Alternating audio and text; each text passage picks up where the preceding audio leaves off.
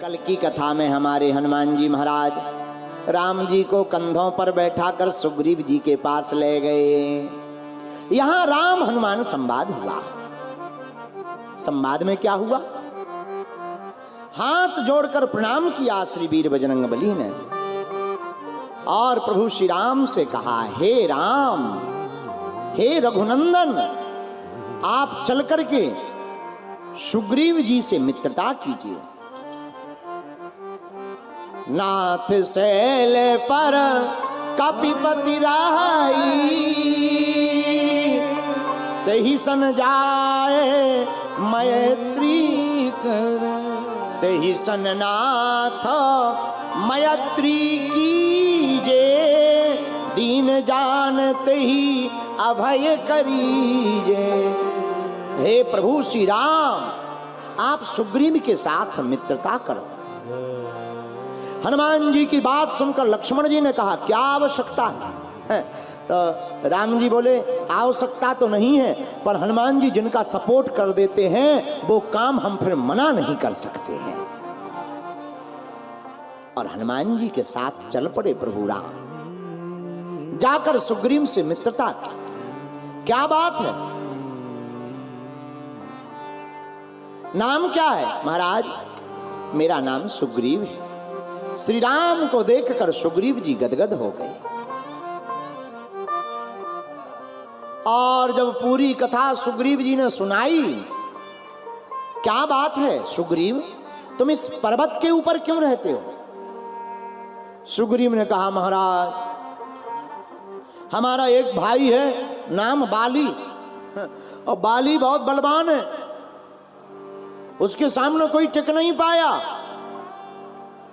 अब वो हमें मारने के लिए पीछे लगा, हमारी पत्नी भी छुड़ा ली, परिवार भी छुड़ा लिया, मारने के पीछे लगा है। तो राम जी ने कहा, किस कारण से? बोले, महाराज,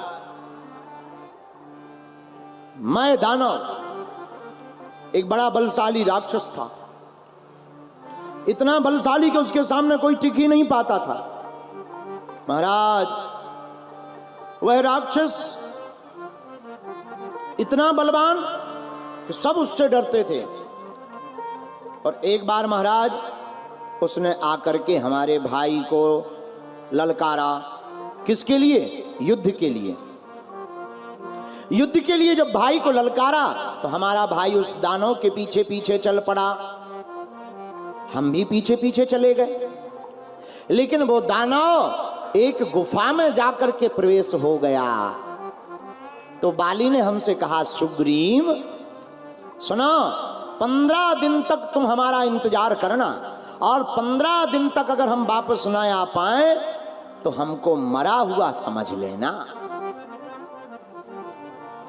सुग्रीव कहते, हे राम, हमने 15 दिन नहीं 1 माह तक इंतजार किया, लेकिन 1 माह बाद जब गुफा के अंदर से रक्त की धार बहकर के बाहर आ गई, तब हमने समझा हमारा भाई मारा गया है। लेकिन मन में विचार किया, भाई तो मर गया, ये दानव फिर निकलेगा, हमें परेशान करेगा। तो विशाल पत्थर की शिला लाकर हमने दरवाजे पर लगा दी, दरवाजा बंद कर दिया। हमें क्या पता था कि भाई नहीं मरा, दानव मरा।